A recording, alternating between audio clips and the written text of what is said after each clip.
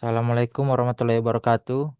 Di sini saya Farhana Duagani dan rekan saya Untung Alik Sukma akan menjelaskan tentang anggaran kas dan proyeksi neraca.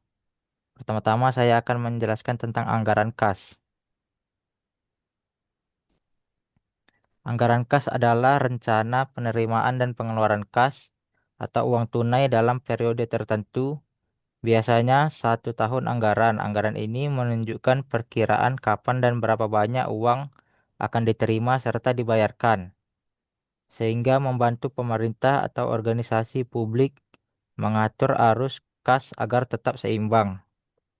Dengan kata lain, anggaran kas merupakan alat perencanaan dan pengendalian keuangan jangka pendek yang memastikan bahwa kas tersedia tepat waktu untuk mendanai kegiatan pemerintahan sesuai rencana kerja dan anggaran. Contoh sederhananya adalah jika Dinas Kepemudaan dan Olahraga menerima dana pada awal triwulan, anggaran kas akan membantu menentukan kapan dana tersebut digunakan untuk kegiatan seperti pelatihan, event olahraga, atau pembangunan fasilitas. Tujuan anggaran kas adalah mengetahui kebutuhan kas, mengatur arus kas masuk dan keluar, meningkatkan efisiensi penggunaan dana, mendukung transparansi dan akuntabilitas, dan sebagai alat pengendalian keuangan. Selanjutnya kita langsung masuk saja ke contoh tabel 1, tabel 8.1. Tabel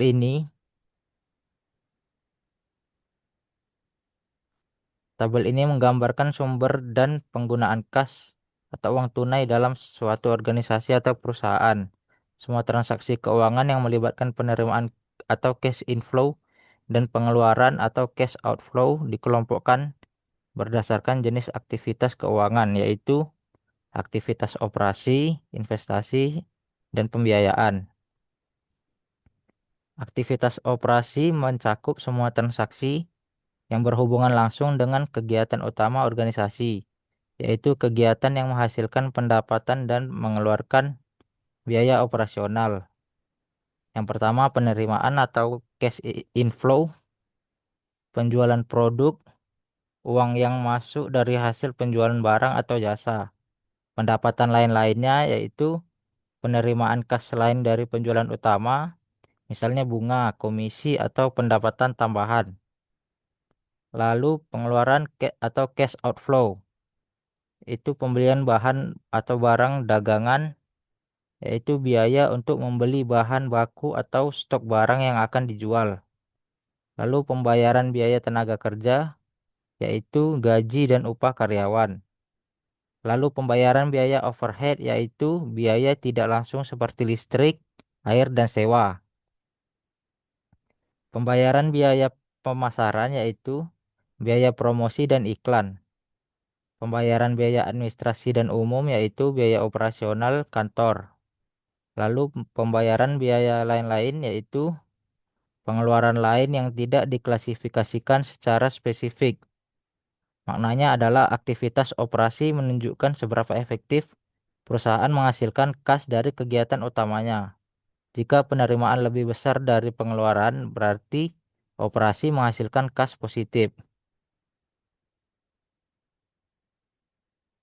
Kesimpulannya adalah tabel 8.1 ini memberikan gambaran menyeluruh tentang 3 sumber utama arus kas dalam organisasi. Jenis aktivitasnya yaitu operasi, fokusnya adalah kegiatan utama organisasi.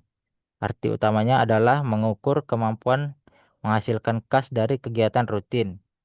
Lalu aktivitas selanjutnya yaitu investasi adalah fokusnya pengelolaan aset jangka panjang.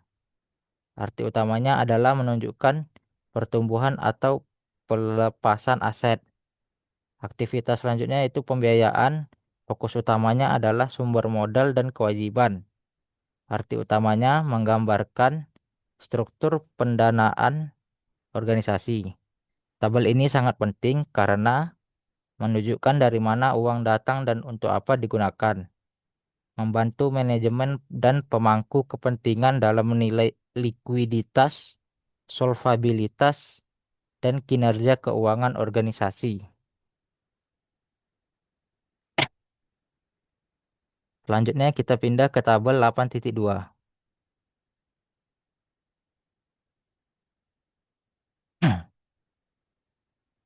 Nah, di tabel 8.2 ini menunjukkan proyeksi atau rencana penerimaan dan pengeluaran kas setiap bulan selama 6 bulan, yaitu Januari sampai Juni.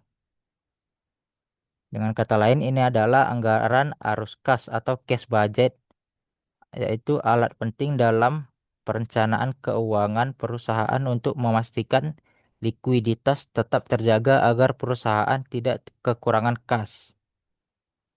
Struktur tabelnya dapat kita lihat di sini. Tabel dibagi ke dalam tiga bagian utama, yaitu saldo awal, aktivitas operasional, aktivitas investasi, lalu aktivitas pembiayaan. Kemudian diakhiri dengan saldo akhir, yaitu sisa kas di akhir bulan yang akan menjadi saldo awal bulan berikutnya.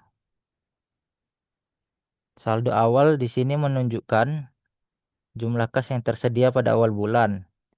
Januari yaitu 840.000, Februari 648.000, Maret 336.000, April 977.000, Mei 360.000, dan Juninya yaitu 211.000. Maknanya adalah saldo awal tiap bulan sama dengan saldo akhir bulan sebelumnya. Terlihat bahwa saldo kas perusahaan naik turun. Ini mencerminkan adanya fluktuasi dalam penerimaan dan pengeluaran kas. Lalu aktivitas operasionalnya berisi seluruh penerimaan dan pengeluaran kas dari kegiatan utama perusahaan. Penerimaan kasnya, yang pertama penjualan tunai, yaitu 400.000 per bulan, yaitu didapat dari penerimaan langsung dari pelanggan.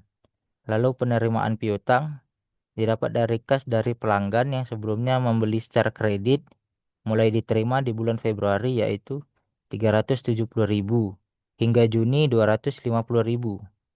Artinya kas masuk relatif stabil, namun penerimaan piutang berkurang tiap bulan. Bisa berarti penjualan kredit menurun atau piutang sudah banyak tertagih. Lalu pengeluaran kas, beberapa jenis pengeluaran rutinnya yaitu pembelian tunai 240.000 setiap bulan untuk stok barang atau bahan baku. Pembayaran utang usaha fluktuatif, misalnya 335.000 di Februari, menurun jadi 160.000 di bulan berikutnya. Biaya tenaga kerja tetap 45.000 setiap bulan, biaya overhead tetap 35.000, pemasaran tetap 25.000, biaya administrasi dan umum tetap 22.000, biaya bunga muncul di Mei sampai Juni yaitu 12.000, pajak penghasilannya muncul di Maret yaitu 62.000. Maka sebagian besar biaya bersifat tetap, artinya perusahaan memiliki struktur biaya yang stabil. Pajak dan bunga muncul hanya pada bulan tertentu karena dibayar secara periodik, bukan secara bulanan. Lalu aktivitas investasi berhubungan dengan pembelian penjualan aset tetap. Bulan Februari transaksi pembelian kendaraan nilainya yaitu 320.000, bulan Maret penjualan kendaraan plus 140.000, bulan April pembelian mesin yaitu 280.000. Artinya perusahaan berinvestasi pada kendaraan dan mesin. Bulan Maret terlihat ada penerimaan kas dari penjualan kendaraan atau inflow. Sedangkan Februari dan April ada pengeluaran atau outflow untuk pembelian aset baru. Artinya ada peremajaan atau penggantian aset tetap selama periode tersebut. Lalu aktivitas pembiayaannya dapat dilihat pada tabel tertulis aktivitas operasional kedua, tapi isinya berkaitan dengan pembiayaan. Bulan April yaitu transaksinya adalah kredit bank. Nilainya plus 700.000. Bulan Mei pembayaran utang bank yaitu 260.000. Dan bulan Juni pembayaran utang bank lagi yaitu 260.000. Maknanya adalah perusahaan meminjam dana dari bank pada bulan April untuk meningkatkan kas, lalu mulai melunasi pinjaman tersebut secara bertahap di bulan Mei dan Juni. Ini strategi umum untuk menjaga likuiditas ketika kas operasionalnya menurun. Lalu saldo akhir dihitung dari total kas masuk dikurangi kas keluar, kemudian ditambah lagi dengan saldo awal. Bulan Januari saldo akhirnya adalah 648.000, Februari 336.000, Maret 977.000, bulan April 360.000, bulan Mei 211.000, dan Juninya yaitu 322.000. Interpretasinya adalah kas turun drastis di Februari karena pembayaran utang besar dan pembelian kendaraan. Naik tajamnya di Maret karena ada penjualan kendaraan dan kas operasional tinggi. Turun lagi di April sampai Mei akibat investasi mesin dan cicilan utang bank. Bulan Juni kembali meningkat sedikit menjadi 322.000. Hal ini menunjukkan perusahaan mengelola kas secara dinamis dengan memanfaatkan pinjaman bank saat kas menipis. Lalu kita lanjut kepada tabel 8.3.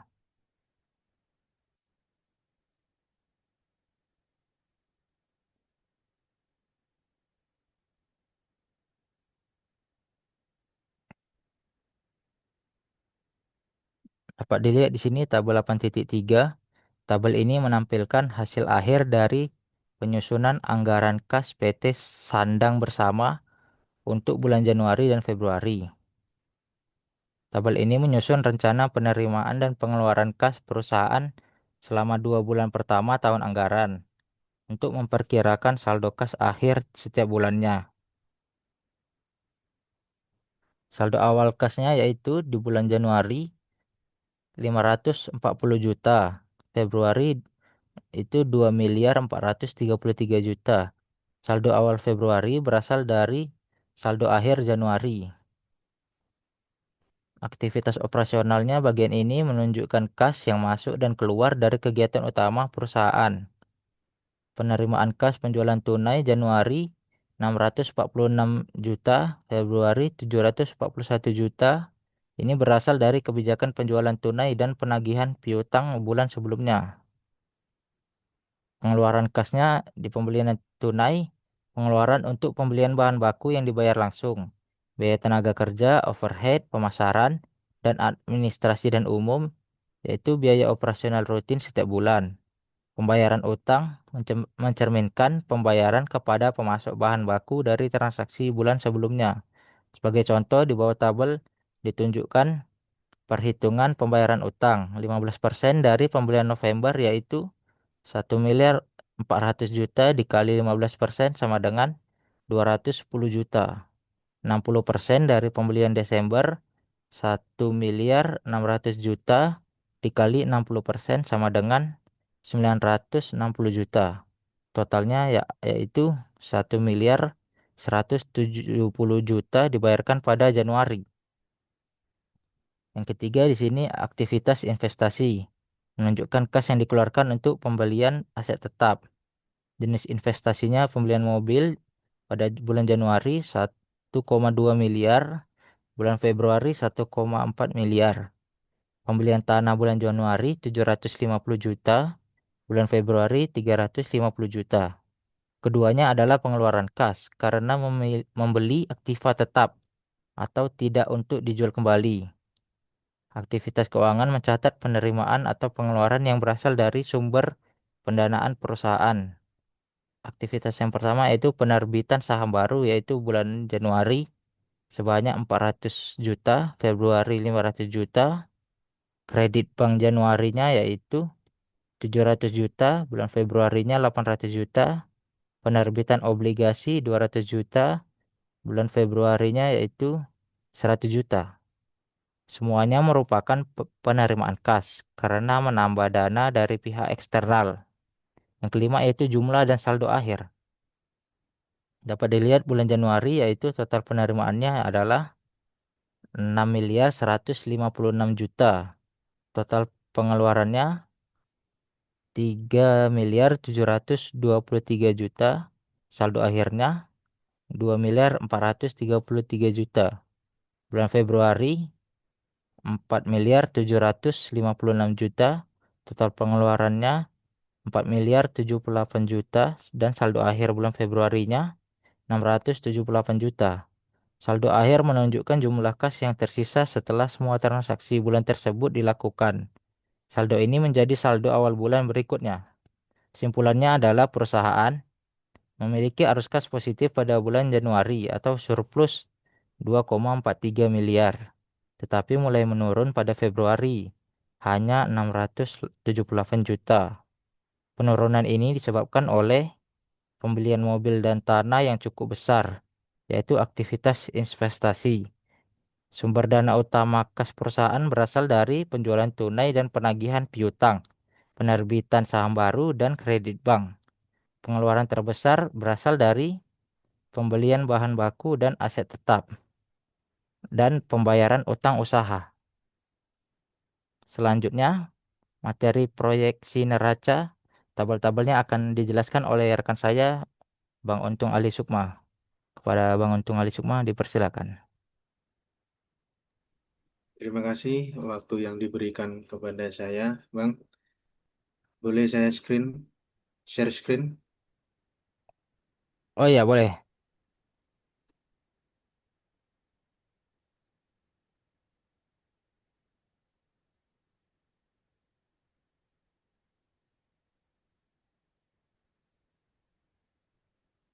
Coba diulang, Pak.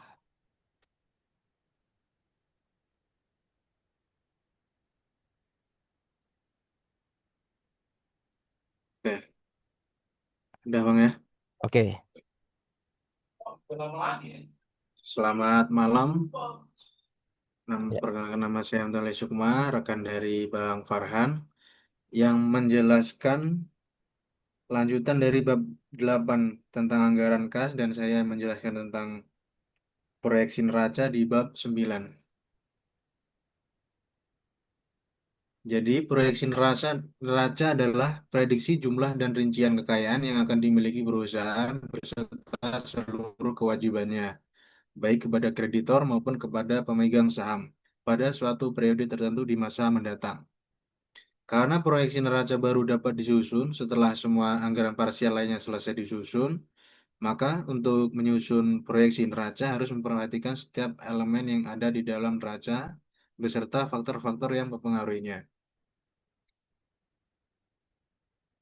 Secara umum, neraca terdiri dari dua bagian besar, yaitu sisi aktiva dan sisi pasiva atau kewajiban. Sisi aktiva berisi daftar kekayaan perusahaan beserta rincian jenis dan jumlahnya. Sedangkan sisi kewajiban berisi kewajiban perusahaan kepada pihak kreditor dan kepada pemegang saham atau pemilik perusahaan.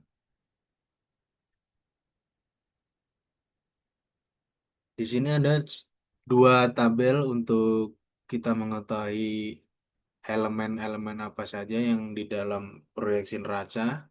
Ada di tabel 91. Nah, elemen neraca ada aktiva dan kewajiban dan ekuitas. Ada tiga elemen neraca. Untuk aktiva, aktiva adalah semua harta perusahaan yang diharapkan dapat berubah menjadi uang dalam tempo 1 tahun. Contoh, contohnya kas atau uang tunai dan ekuivalen kas, surat-surat berharga, piutang usaha, piutang karyawan, barang dagangan, biaya-biaya yang dibayar di muka atau sewa, asuransi, dan lain-lain. Ada kedua, investasi jangka panjang adalah dana yang ditanamkan pada berbagai jenis aktiva yang diharapkan memberikan penghasilan bagi perusahaan. Contohnya investasi dalam surat berharga, investasi dalam anak perusahaan, investasi dalam aktiva tetap berwujud, contohnya tanah, dan lain-lain. Untuk aktiva ketiga, aktiva tetap berwujud adalah semua aktiva yang berumur lebih dari 1 tahun dan memiliki wujud fisik. Contohnya peralatan kantor, kendaraan, mesin, dan tanah. Untuk keempat, aktiva tetap tidak berwujud adalah semua aktiva yang tidak memiliki wujud fisik tetapi memiliki manfaat nyata bagi perusahaan. Contohnya goodwill, hak paten, merek dagang, hak cipta, dan lain-lain. Dan untuk yang kelima, aktiva lain-lain adalah aktiva yang tidak dapat dikelompokkan pada kelompok aktiva di atas. Contoh akunnya titipan kepada penjual, bangunan dalam pengerjaan, dan lain-lain. Dan ada juga elemen neraca utang lancar. Utang lancar adalah kewajiban perusahaan yang akan jatuh tempo dalam waktu setahun. Contoh akunnya, utang usaha, utang wesel, sama utang pajak. Untuk yang kedua, pendapatan diterima di muka. Contoh akunnya pendapatan diterima di muka. Utang jangka panjang adalah kewajiban yang jatuh tempo lebih dari setahun. Contohnya utang bank, obligasi, dan lain-lain. Di elemen neraca ada yang terakhir, ekuitas. Ekuitas pemilik adalah semua kewajiban perusahaan kepada pemilik perusahaan. Modal atau modal saham atau laba ditahan. Faktor yang berpengaruh seperti telah dibahas sebelumnya bahwa setiap elemen neraca, baik di sisi aktiva maupun pasiva, dipengaruhi secara langsung oleh anggaran parsial yang lain atau oleh kondisi yang lain. Karena itu perlu diketahui dengan baik faktor-faktor yang mempengaruhi elemen-elemen di dalam neraca. Bisa dilihat di tabel 9.2 faktor yang mempengaruhi elemen neraca. Di faktor yang mempengaruhi elemen neraca ada aktiva, kewajiban. Ada dua jenis elemen neraca aja di faktor yang mempengaruhinya. Yang pertama, aktiva dengan kas. Faktor yang berpengaruh, saldo awal kas pada suatu periode ditambah dengan penerimaan kas dan dikurangi dengan pengeluaran kas pada suatu periode. Ada piutang usaha, saldo awal piutang usaha ditambah dengan penjualan kredit pada satu periode dikurangi dengan penerimaan piutang usaha. Aktiva persediaan, faktor yang berpengaruh, persediaan pengaman atau safety stock. Aktiva keempat, perlengkapan usaha, faktor yang berpengaruh, jumlah transaksi pembelian dan pemakaiannya pada suatu periode tertentu. Aktiva kelima, aktiva tetap. Nilai aktiva tetap pada awal suatu periode ditambah dengan rencana pembelian aktiva tetap baru atau investasi dikurangi dengan nilai aktiva tetap yang dijual pada suatu periode. Faktor yang kedua selain dari aktiva ada kewajiban. Ada 5 kelompok untuk kewajiban ini. Yang pertama, utang usaha. Utang usaha yang berpengaruh di dalam faktor elemen neraca adalah saldo utang usaha pada awal periode ditambah dengan pembelian kredit yang direncanakan dikurangi dengan jumlah utang usaha yang akan dibayar pada satu periode tersebut. Yang kedua, utang bank. Saldo utang bank pada awal periode ditambah dengan jumlah kredit baru yang akan diterima dari bank dikurangi dengan utang bank yang jatuh tempo dan akan dibayar pada periode tersebut. Yang ketiga, obligasi. Saldo utang obligasi pada awal periode ditambah dengan jumlah obligasi baru yang akan diterbitkan. Pada periode ini dikurangi dengan obligasi yang jatuh tempo dan akan dibayar pada periode tersebut. Yang keempat, modal saham. Jumlah lembar saham yang beredar pada awal periode ditambah dengan jumlah lembar saham baru yang akan diterbitkan. Dikalikan dengan nilai nominalnya. Yang kelima, laba ditahan. Saldo laba ditahan pada awal periode ditambah dengan laba usaha yang dianggarkan dikurangi dengan jumlah dividen yang direncanakan akan diberikan pada periode tersebut. Dari tabel di atas terlihat bahwa proyeksi neraca pada akhir suatu periode tertentu sangat dipengaruhi oleh saldo awal, periode dari setiap elemen yang ada pada neraca. Itu berarti neraca pada awal tahun akan berpengaruh langsung pada proyeksi neraca pada akhir periode tersebut. Setelah neraca pada awal periode diketahui, maka proyeksi neraca pada akhir periode akan dipengaruhi dan ditentukan oleh berbagai hal yang mempengaruhi kenaikan dan penurunan setiap elemen neraca tersebut. Dengan metode yang sudah diketahui, ada rumus dengan metode tersebut didasarkan pada persamaan bahwa jumlah aktiva akan selalu sama dengan besarnya utang atau kewajiban dan modal atau ekuitas dari suatu bahan usaha tertentu. Untuk rumusnya, aktiva sama dengan kewajiban ditambah dengan ekuitas.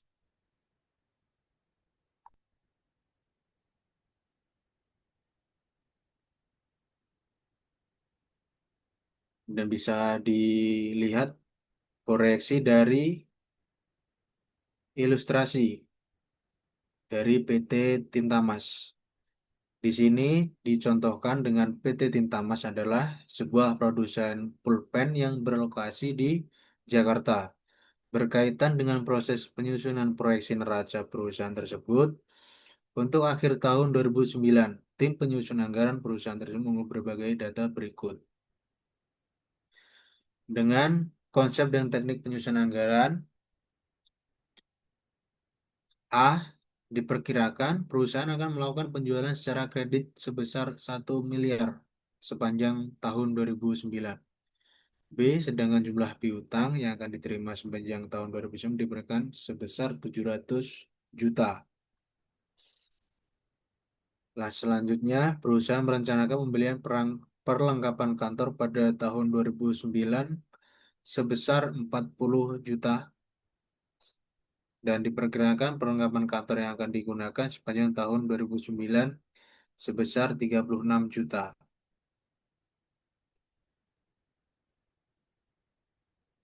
Berdasarkan data dan keterangan di atas yang bisa dibaca oleh yang menyaksikan atau melihat presentasi dari kami, maka dapat disusun proyeksi neraca dengan menggunakan persamaan akuntansi sebagaimana terlihat berikut ini.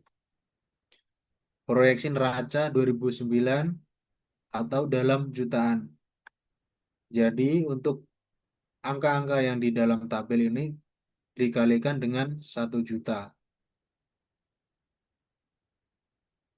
Contohnya 1625 berarti kali 1 juta 162 juta 500 ribu. 550 jadi 55 juta. Ini 4 juta. Ini 20 juta. Ini 15 juta dan seterusnya.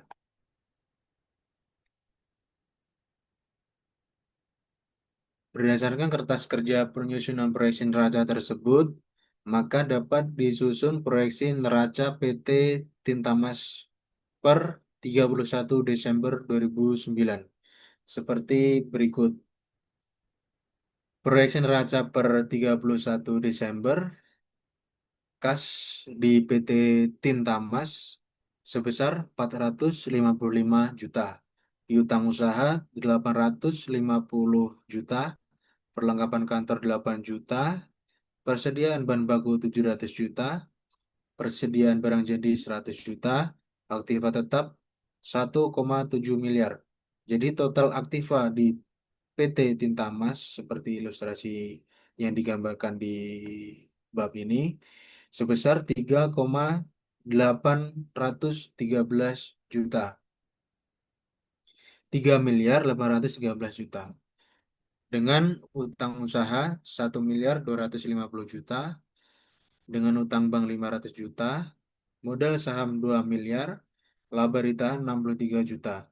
Jadi total kewajiban dan ekuitas pemilik sebesar 3 miliar 813 juta.